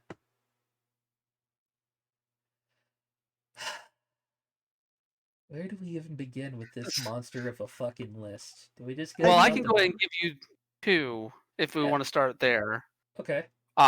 Two, because they're very very early on in the list here. 12 Minutes and Axiom Verge 2. Axiom Verge was one of my favorite games of the year that it came out. I can't remember the exact year. I want to say it was probably like 2015. 2015, because I got it too. And oh my god, I fucking hate that game. Oh, I'm so sorry. I love it. I love it so much that I broke out my laptop in a Greyhound bus stop with a wired controller and played that while I was waiting on a bus to go to Augusta. That's how much I love playing that game. I was not going to let anything stop me from playing that. I truly enjoyed Axiom Verge, and I am very curious to see what is in store with the sequel. Especially considering where that game left off in its story. It kind of seemed like a lot of stuff was kind of wrapped up, but also who knows? This weird. I'm still confused by that fucking ending. Like, what's I don't understand what is going on, and maybe they are saving that for Axiom Verge 2, because there was a lot going on there, but I'm not holding my breath. all of it kind of let me down, to be honest. But yet again, it's another game where the gameplay does have enough depth where I see why people love it. I can't. It's too much going on. I completely understand. That's how I feel about Left 4 Dead and Back 4 Blood. Like, I just don't. I get it, but I don't care about it. And then 12 Minutes is a really interesting looking kind of artsy storytelling game from I don't know. If you know me and been listening to the show for the years that we've been doing it, I am one of the largest Annapurna stands when it comes to what they put out.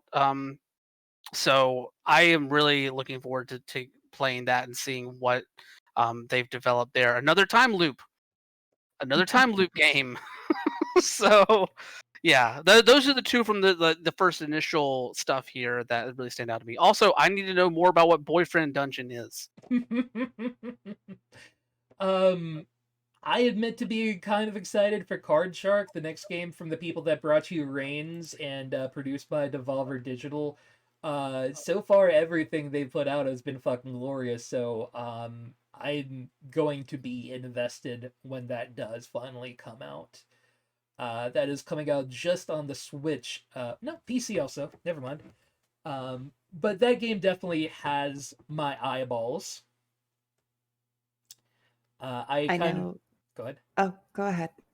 I kind of appreciate that Cyberpunk 2077 is listed here since Sony took it down for a minute. It's kind of true. Yikes. I know I'm super excited to see Ghostwire Tokyo on here as well as Gotham Knights, because I desperately want more of like that Batman vibe. And then also seeing Hogwarts Legacy. I know J.K. Rowling is a bitch, but she also has no involvement in this whatsoever. And the reason why I'm so excited about it is because I have this problem. When I see a cool series or watch a movie or read a book that has a really interesting world built up in it, I want to explore it. And I never get to. Mhm. So this is letting me explore a world that really grabbed me and really made me interested. And then, I mean, props to seeing Kerbal Space Program 2, because that is the best mass murder simulator I've ever seen. Oh, and Kerbal 2 has been in production for so long. I'm excited to see where that goes. I'm not going to play it myself, but you love to see it. Find a stream, check it out, watch the people that want to tinker with that, just like completely delve into anxiety, like they always do with that game. It's fun. It's fun to watch. I know that I would probably get immensely frustrated just trying to play it though, because I'm not the biggest physics person when it comes to that stuff. So, another one for me, Disco Elysium: The Final Cut. Oh yeah, Yes. I'm holding out until that comes out, and then I am buying it the moment that releases. Yes, the game is finally coming to console with a bunch of added content, and I'm hoping that they add that stuff to the PC edition of it too. I don't know for certain if they are doing that or not. I remember that they are, but I don't hold me to it. Yeah, I have to look up more and try and figure out more about that for my own sake, because I want to play the extra content in that game. But yeah, that one, like I thoroughly, I mean, Disco Elysium was on my game of the year last year for a good reason. It is one of the best written games ever that I played, ever. It's so good. And really kind of delves into a lot of interesting ideas and a lot of really interesting like conversations on flawed characters as well in that. Um, and then there was another one here. Ghostwire Tokyo, definitely. There was another one I saw just a second ago. Wait, Rogue Legacy 2 actually released last year? Yeah. How did I not hear that? Oh, yeah, totally. Oh yeah. Where was it? Blah blah blah blah blah. I just saw it. Surviving the Aftermath. That's another one for me. That is a kind of post-apocalyptic resource game. That's not the right word for it. It's not. It's made by Paradox. You know, the kings of the 4X genre, in my opinion. Oh, You know, absolutely. but this isn't necessarily a 4X game. It's more of a base builder RTS sort of thing, gathering resources, sending out different. It's in early access right now, and I'm assuming that it's probably going to come out of early access, and that's why it's on this list at some point this year. And I will thoroughly engage with anything that Paradox puts out. And the stuff I've seen from this game so far, it's not as dense and probably the same depth that you would get with like a Stellaris or a Crusader Kings 3, but it's still enough to kind of keep you intrigued and moving forward with trying to build out a functioning society in the wake of the apocalypse, I guess. So a couple here that do strike my eye, interestingly. Of course, God of War 2021. The last game in the series definitely hyped up the next game with the special ending that you can get. Um, while it probably wasn't one of my favorite games of all time, it did have one of my favorite narrative arcs. The way that you interact with Boy is just so great, that I definitely will end up picking that up at some point. For sure. Of course, also No More Heroes 3 launches next year, and I'm in day one. There is no question. I love everything about the No More Heroes series. I love how janky that fucking series is. How much it seems to love everything that exists and also hates everything at the same time. You can put that directly in my veins. I will play it. I saw a few others on here that kind of tweaked. One made me immediately think of you, Trav. Stanley Parable Ultra Deluxe. Yes. I finally sat down. I played through that game. It is stellar. One Totally of my awesome. favorite games of all time. They have had some of the best delays of all time too. Oh, go ahead. No. I literally had nothing. Okay. Oh. And Weird West. What I is mean, Weird West? Give me my Red Dead Redemption meets Evil Dead, and I'm fucking in. Oh yeah. I am so in. Even if it's the top down that I'm assuming it's going to be. Top down Diablo-esque gunslinging. I need it. I need it. It's by some of the guys that are formerly of Arcane. I need to. We definitely have some Devolver junkies in this crowd. Not really surprised. I'm excited to see Psychonauts 2 finally exit development hell that it's been in. I'm going to guess that the backing of Microsoft had a lot to do with it finally getting done. I think I was actually one of the people that like did the early investor thing through Fig or whatnot. So, hey, free game, okay. Well, I have one that might interest you, knowing Trav, knowing you just finished a thorough playthrough of SteamWorld Dig. Have you heard about the Gunk? The Gunk, I have not. So it's from the creators of the SteamWorld franchise. Okay. It's basically you go to a planet that is basically being infested with these kind of gross enemies, gross creatures, and you have to cure the world of what I assume is the Gunk. That could be cool. I'll definitely keep my eyes out now, knowing what the pedigree is of that game. Yes.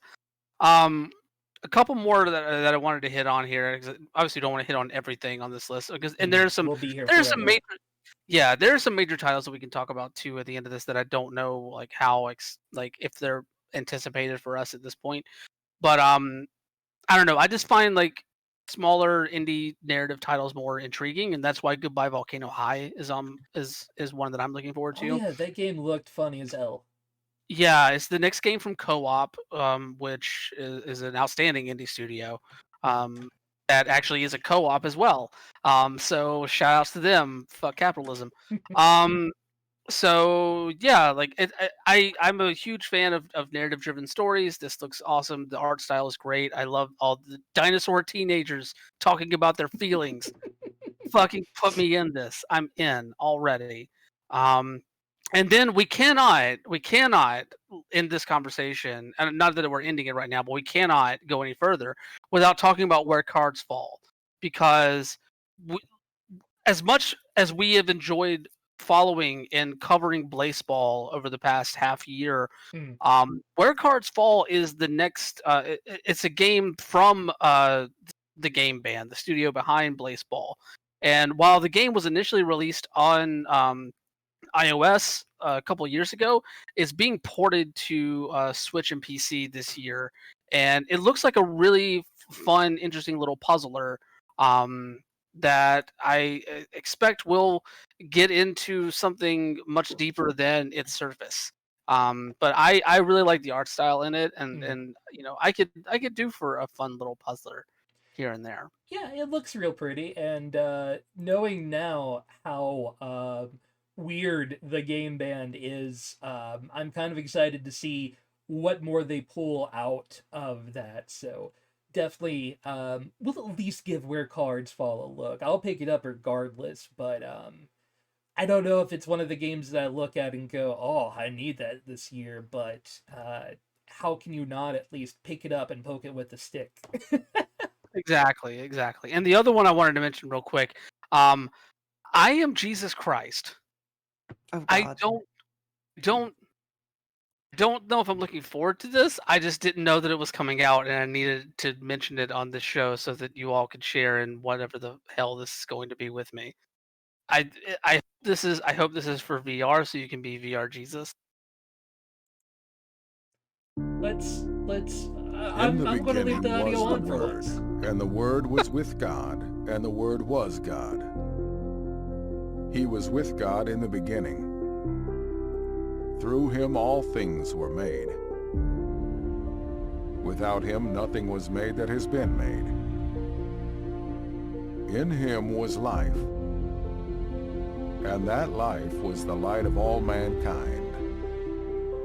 We're learning about I Am Jesus An angel Christ, of the Lord Diablo, appeared and said, or Graves rather. Joseph, One of the son names. of David, do not be afraid to take Mary home as your wife, because what is conceived in her is from the Holy Spirit. And she gave birth to her Yes. firstborn, a son. She wrapped him in cloths and placed him in a manger, because there was no guest room available for them. This is And there were certainly. shepherds Oh, please, living yes, out you in can walk on the fields water. nearby, Oh, what? keeping watch Okay, over okay. their flocks Shot. at night. Okay. So they hurried off and found Mary and Joseph and the baby, who was lying in the manger. I think we get the When they had gist. seen him, they spread the word concerning what had been told them about this child. And all who heard it were amazed at what the shepherds said to them.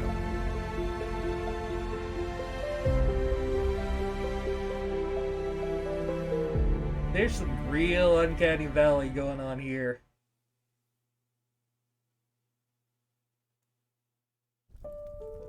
Oh no, that's oh. I can't tell if that's taking the piss or not. I really can't. It's not. It's actually it's made by a devout Christian. Ah, why would you do this to something you love? Eh, I there's the market. I can't. It, well, I can't do but Mr. Video Games now. We already got it. I forgot this even existed. Oh, look at the big call out there. There are over 30 miracles you can perform. Over 30.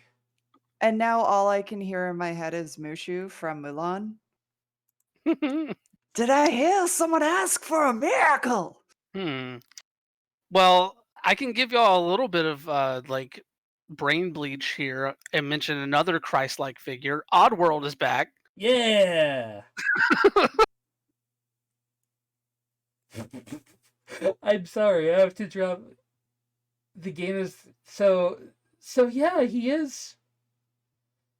He does mean it to be real art. Yep. At least it's not like Kanye's video game. Fuck. Or his religious hip hop opera catastrophe that he created. Woo! Yeah. Jesus walked with me. I like that his only response to why there aren't more games developed based off the Bible, or is that, well, I don't know. It's a hard question, but I can tell you, people are tired of those zombie shooters. Like, dude, What?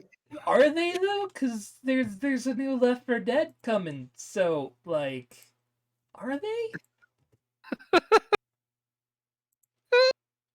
just yeah. I never thought I'd say this, but I'm actually excited for an Ubisoft game. What you got? Oh, Skull and Bones. Oh, the pirate game. That looks stellar. The fact that it's also being put out by Ubisoft Singapore and not the Ubisoft West Mhm. that we know. no and love, Um, yes. It looks interesting. It looks beautiful. And I want to be a pirate. Who doesn't want to be a pirate? Everyone wants to be a pirate. I don't want to be a pirate, but I will respect anyone who does want to be a pirate. I don't want to be a pirate. Anything else that you got? Because I'm honestly out of games that I look at this list and go, oh, that's neat. Well, maybe I don't know. Is there another one that stands out to you, Marilyn? The Vampire the Masquerade games kind of call to me along with the Warhammer 40K, but that's just like my uber nerd side. Mm-hmm. Vampire the Masquerade is a world that I've always wanted to explore, but I've been too chicken shit to LARP. I So- wish Rune Factory. I really wish I had the patience to play Rune Factory games because they look fun. I tried Rune Factory before, and God bless you if you love Rune Factory. No. The last one I would say from this list that I'm personally looking forward to is Stray. That game, another game from Annapurna, where you play as a cat in like a very highly Yeah. techified world. A lot of robots, cats and robots, and a lot of neon. I'm in. A lot of neon. Yeah, Cats, robots, and neon. I'm done. the trailer for that Roller was cool. Champions is finally looking at getting released. I was not a fan of Roller Champions. I tooled around with it. It was fun for a little bit.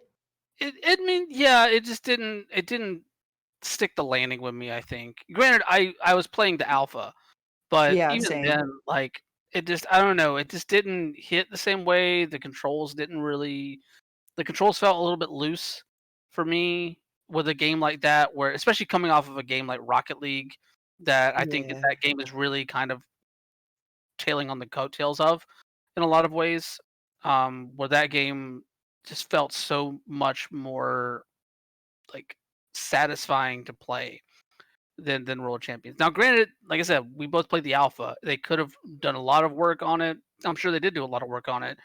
And maybe it's something that I try again, whenever it gets its full release. But right now, like, it just kind of left me underwhelmed personally.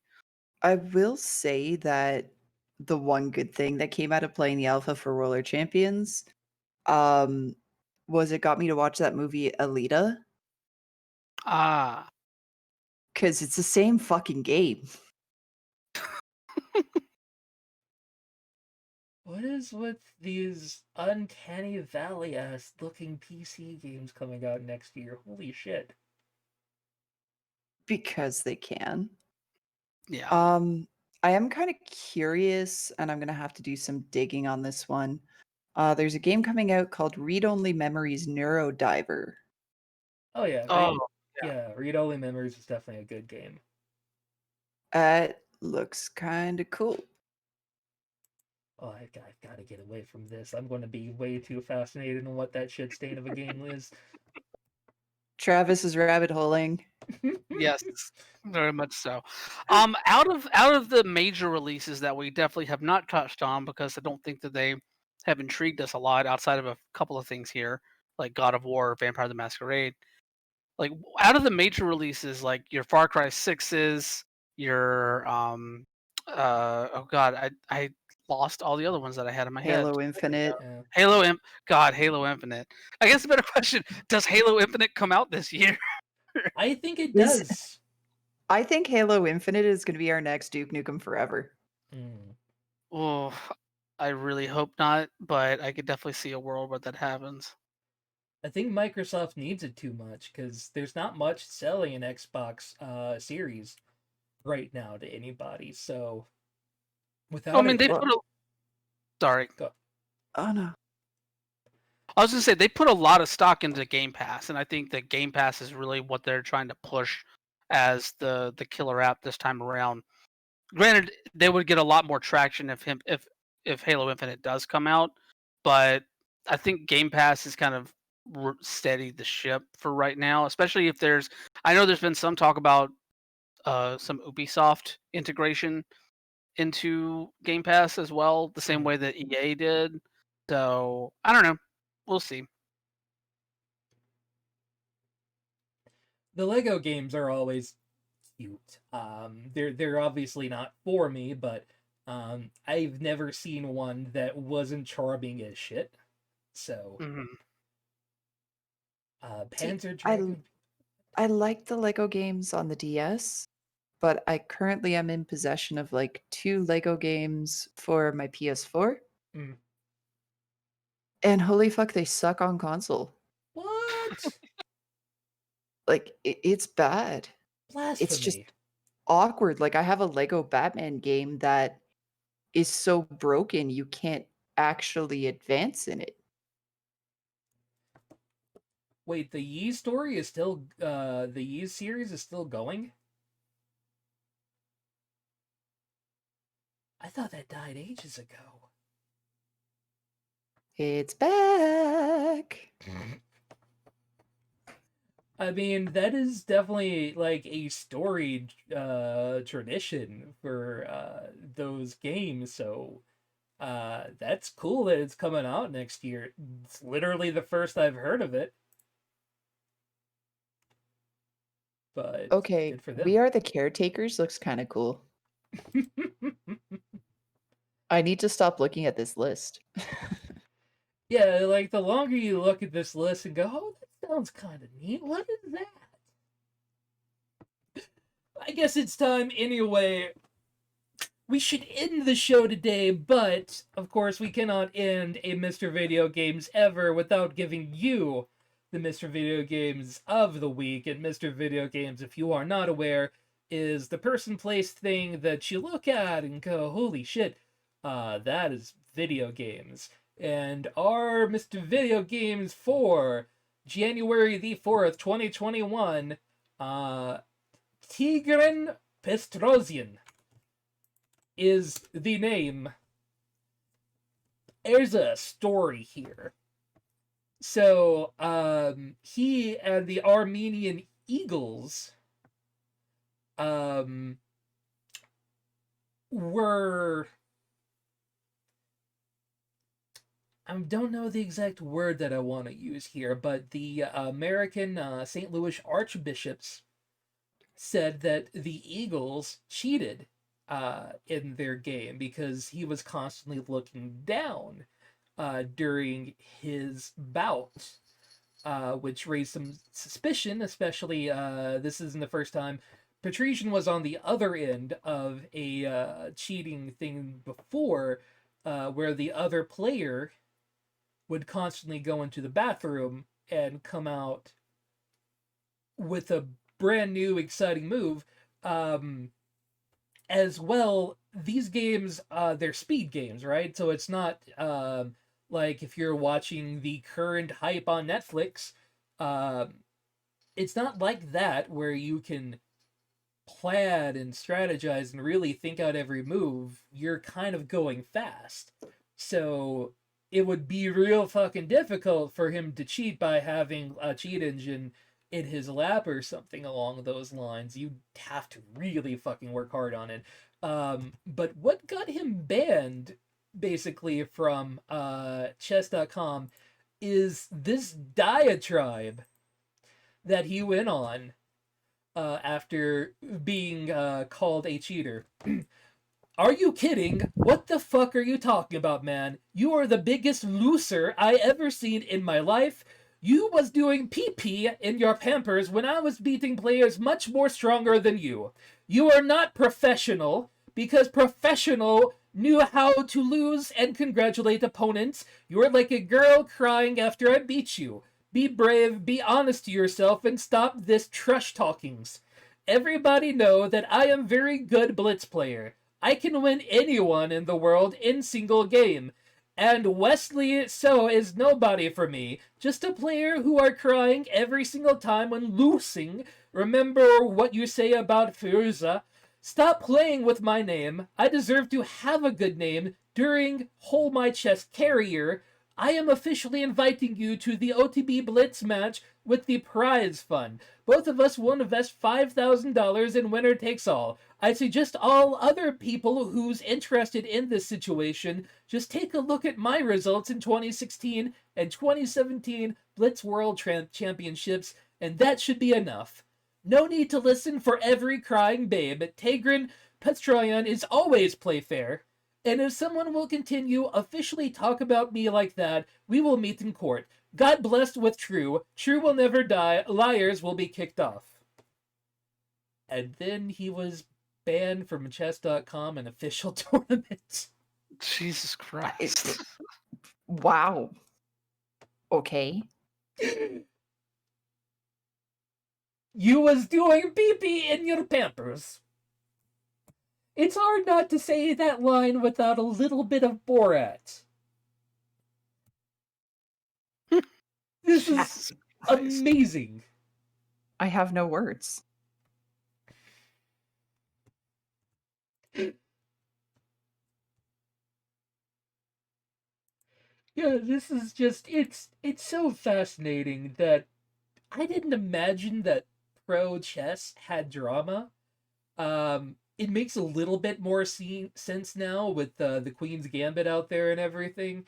But to see this just rant going off and getting his whole fucking team banned because he had to go off like that is just amazing to me. Dude, if there's a scene, there's drama in it. Oh, It absolutely. sucks. But yeah, I'm not saying that to like be dismissive or anything. It's just fuck. I'm not surprised at all.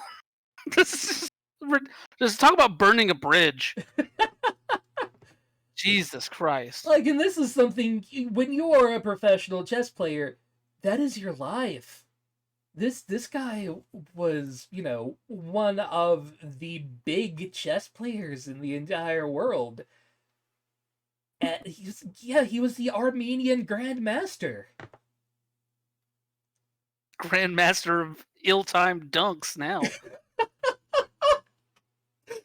Just the worst time of saying that you were doing pee-pee in your Pampers. There is some real toxic shit in that statement. Holy hell. We've broken Travis. Oh Lord. I'm glad we did Mr. Video Games today. Very glad. Same. We'll be back next week with a normal show, God's willing, and next Tuesday we will finally have that stream we've been talking about, where we will spoiler cast for The Last of Us Part 2. And probably the next week we'll get back to Thought Dub. Fucking finally. Hell yeah. Brian, do you got any final words for us though this evening? Just make this new year better for yourself in any way you can. Follow. The way I'm gonna structure this makes it sound like following me on Twitter is part of that. Follow me on Twitter at WonderboyOTM. Check out my writing and stuff at Outsports.com. One thing I didn't get to talk about last week was that we had the QWI 100 go up, which is our list of the 100 best queer pro wrestlers for the year 2020. That was really fun to put together for myself. And of course, you can always listen to my LGBTQ pro wrestling podcast, LGBT in the Ring, every Thursday on the Outsports Podcast Network. Just search Outsports in your podcast service of choice. Yeah, it's always a fun time. Lindsay, any final words? As always, guys, don't forget to love each other from a socially responsible distance. Wear your mask, wash your hands, be the change you want to see in the world, and just be cool. All right, thanks everyone for coming today. Of course, our favorite chatter peoples in the whole world: Coop, Graves, Giant Pie, Kelverin, Nomi, all of you lovely people who listen to us every week. Thank you for putting up with us this week for one of our least traditional shows I think we've ever put on, but it's fun to do, so thank you for joining us for it. We'll be back next week with more stories. We'll be off the rest of the week to, I guess, enjoy our new year. If you want to follow any of us on the tweeters, doobly-doo down below, with not only that, but our delightful Discord where we discuss all the daily happenings.